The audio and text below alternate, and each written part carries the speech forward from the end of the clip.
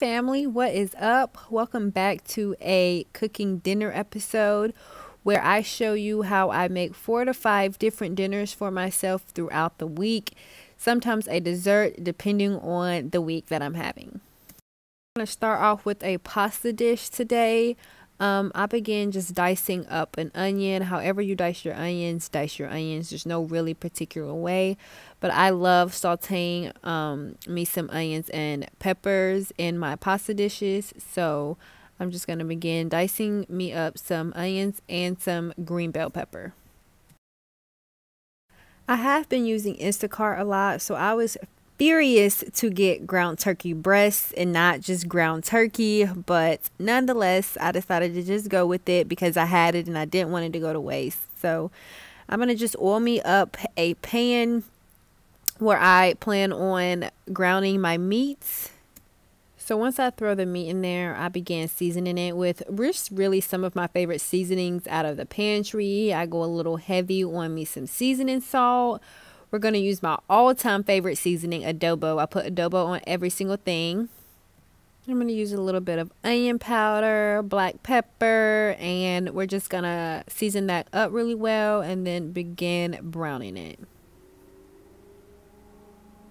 I also grabbed a little bit of garlic that I had in my refrigerator and I ended up just using the rest of it. And now it's time to toss in those onions and those peppers. I was also disappointed by Instacart's pasta substitution that they gave me. I'm not a fan of ricotta cheese, so I didn't really think that I would like this substitution. But again, I went ahead and tried it just because I had it and I didn't want it to go to waste. So back to grounding the meat. As you can see, this is clearly turkey breast because it is extremely light. But we're going to go for it with the plan, and you just want to brown it until it is completely brown, no pink, and your onions and peppers are as you like them as well. Once your meat is to your complete liking, we're then going to add the sauce to it. I'm using Prego roasted garlic and herb. I love this brand. It's really easy to get. So I'm just going to pour the sauce on top of the meats, kind of eye it a little bit and see if I need to add more later. I started to get some water boiling a little bit for those pasta noodles, and then we're going to just dump those in a little bit at a time. The water started splashing on me, so that's why I couldn't just throw them in there all at once. I do like to season my sauce a little bit once I add it to the meat, so I'm just going back over it with a little bit of onion powder and some adobo, just to make sure that sauce is just as seasoned as my meat is. Once those noodles are boiled to your liking, you don't want to boil them all the way because they are going to bake. We're going to then drain them in our drainer, and then we're going to start assembling the pasta dish. So I start with the pasta on the bottom. I then like to add a layer of the meat on top, kind of like a lasagna was my idea of how I was going to put this together. I had never really made this before, but I figured assembling it like this wouldn't hurt. So then I added another layer of pasta. After thinking about it, I should have probably added cheese in the middle of that, but we just added cheese on top. So the rest of the pasta's in. I'm mixing that around, and we're going to throw the rest of the meat on top as well and make sure it's completely covered. I think I layered the top with 2 different types of cheeses. Mozzarella being first. I love to top my pasta dishes off with mozzarella cheese. I just absolutely love it. So we're going to do a nice, clean, even layer of mozzarella cheese on top. I decided to finish that pasta dish off with adding some mild cheddar cheese on top of that, along with the mozzarella cheese, and just getting that in the crevices and wherever the mozzarella cheese did not go. We're going to cover it up with foil, and it's actually going to go in the oven for 30 minutes covered on 350 degrees. After 30 minutes of it being in the oven, we're going to take it out. We're going to uncover it and make sure it's, almost done. And then it's going to actually go back in the oven for just another 10 to 15 minutes uncovered this time. And then we have our pasta dish. Y'all can see the mozzarella cheese and the cheddar cheese where it was at on there. And this is how I served it. I knew I was not going to like the pasta noodles, and I did not like them stuffed. I wish they were just stuffed with cheese that I like, but they weren't. I made me a piece of garlic bread on the side. I did not have a salad, or I would have served myself a salad. but a really good dish just to have for yourself. And obviously you probably have leftovers. They're easy to warm up and probably better. Go on to one of my favorite things to eat during the week, which is a BLT salad and fries. Y'all saw me pour just some oil into a pot where I'm going to be frying my fries. And then I begin laying out my bacon. I do cook my bacon in the oven when I'm making a BLT. And I normally make 4 clean pieces of bacon. And I obviously use pork. I then began dicing my lettuce and tomato for my sandwich so that I can get it rinsed off and dried a little bit before I apply it to the sandwich, because I don't like wet vegetables to sog my bread. Pro tip, guys. Pro tip. Now I'm dicing up a nice little tomato. I only like tomatoes on my BLT. Sometimes on a burger, not really, but I really do like it on a BLT. The grease is hot enough, so I'm going to drop my fries in that hot grease and get those frying. We all know that fries rise when they're finished, and that is my sign to begin to pull them up and get them out of the grease. My favorite type of bread to use on all things that I use bread for is butter bread, and I actually toast it on a little skillet when it gets hot and butter it just a little bit so that the vegetables won't sog it even more. If you have a hard piece of bread, it helps a lot. Now time for the simple assembly of a BLT sandwich. I do put mayo on both sides of my bread. Again, the only time I really like mayo. I then break the bacon up and put it on one side of the bread. And I'll top that with a little bit of lettuce. I then put the tomato right on top of the lettuce. And I do season both pieces of tomato with salt and pepper, because you cannot eat tomatoes and not have them seasoned with salt and pepper. And then I will put the bacon on the top of that, just so no vegetable is directly touching the bread, to help it from getting soggy. I cannot eat a soggy sandwich, definitely not a BLT. And that is how I assemble that. I throw the fries on the side, season with seasoned salt, my favorite, and that is my BLT sandwich. Next, we have a dessert that I know y'all have seen a lot, and I was dying to try it out. So we're going to open up this can of cinnamon rolls and just lay them out evenly throughout this bacon dish. I really do not know what it was about this pack, but they really were difficult for me to get apart. So I had to individually roll them back together, but we made it work. And you know how to roll a cinnamon roll. So that's all we did to put them back together. You just want to make sure that they are evenly spaced out and that they have enough space to expand, because after that they are in the bacon dish, you're going to pour in some half and half cream. I did not measure it. I don't know the correct measurements, but I just eyeballed it and poured a little bit throughout the bacon dish. We're going to cover that with foil and put it in the oven for as long as the cooking instructions allow for. We're now going to move on to the icing, and you just take a bowl and dump the entire packet of icing that they give you with the cinnamon roll.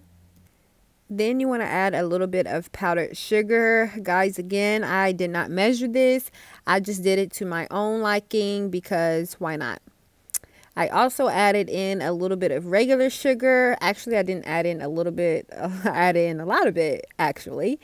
And a little bit of milk as well, just to get it a little liquidy. And we're going to mix that all together. This is about the consistency that you want the icing to look. Typical icing that you would put on a Cinnabon. And we're going to wait for those to finish baking to apply it. These are how the Cinnabons came out. Y'all can see they look extra moist from that half and half cream.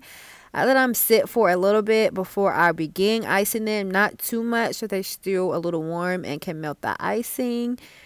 The cinnamon rolls were really good when they were cooked this way. I just don't understand all the extra steps for the same thing. So, I mean, I would go back and forth and probably still cook them the normal way, just popping them out without the heavy cream, because I don't really get the point in them. But I really wanted to try this recipe to see how it came out. And we have ourselves a cinnamon roll.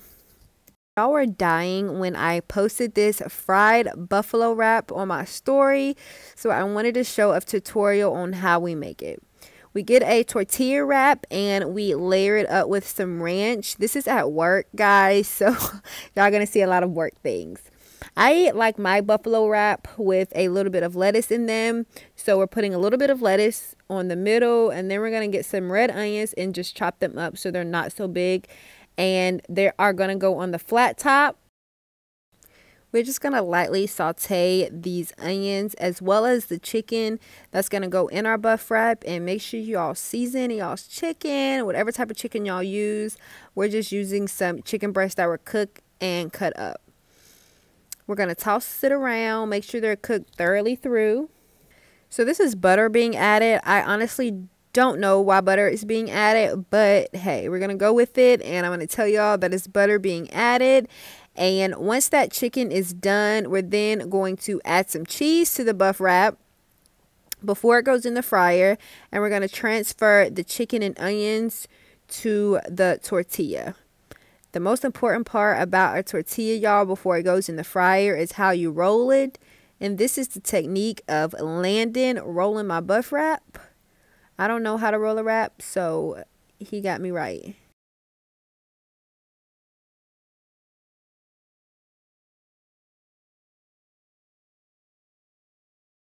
He gets that rolled up. He's going to stick a pick in it to make sure it is secured before it goes in the fryer. Here's our fryer. You just drop it in there and we drop it in the fryer with the basket on top just to keep the weight down and make sure that it's completely under the grease. And you just really let that fry for less than 5 minutes. And y'all, look at that pretty fried buffalo wrap. You can't really serve a buffalo wrap without cutting it in half. So here we have Landon cutting my buff wrap in half. Y'all will see the butter come out. It was a little buttery or greasy as y'all might think, but it was still really good and one of my favorite things to eat there. Another really simple go-to meal for myself is a little taco bowl. I finally got my right beef, y'all, so we're gonna be using ground beef for my tacos. I really don't like to use turkey. Sometimes I do want the flavor of a ground beef, so that's what I go with. So I oiled me up a little saucepan and dropped my meat in there. And y'all know I am not shy about my seasoning. So we're going to use my favorites: pepper, onion powder, garlic powder, adobo, maybe some seasoning salt, just depending on what we're cooking. Once the meat is to our desired seasoning, we're then going to begin browning it and getting rid of all and any pink in the meat. So I really love using Doritos as my shell. So I put them in a little Ziploc bag and crush them just so they're a little smaller and more bite-sized for me. I go back to the meat and continue browning it. We're about to have to drain it. Y'all can see this is ground beef, so a lot more grease is accumulating in my pan. We then go ahead and drain all the excess grease out of there. And you want to just make sure all that grease is really out of there, because you're going to put it back on the eye with a little bit of water and taco seasoning and let that come to a boil and then simmer for about 15 minutes. Now my favorite part is the assembly part. So I do put my meat on the very bottom of my taco bowl and then I pour a little bit of the chips on top evenly. I kind of go heavy with the chips just because I love the crunch in my taco salad. I mix it up just because I do want that mixed a little bit together. I am trying to make a salad and not really layer it. I then added cheese and I went bananas on the cheese because I love cheese on my tacos. Add a little bit of lettuce on top of that has been diced up and washed. The last two things are my favorite. I have to have some sour cream on any type of taco or Mexican anything. And another thing I really love on my taco salad are green onions. It gives it a flavor that I just cannot do without. That is how I serve up my taco salad. I hope you guys enjoyed watching me make 4 different dinners and a dessert. Give this video a thumbs up. Hit that subscribe button and I'll be back very soon with another video.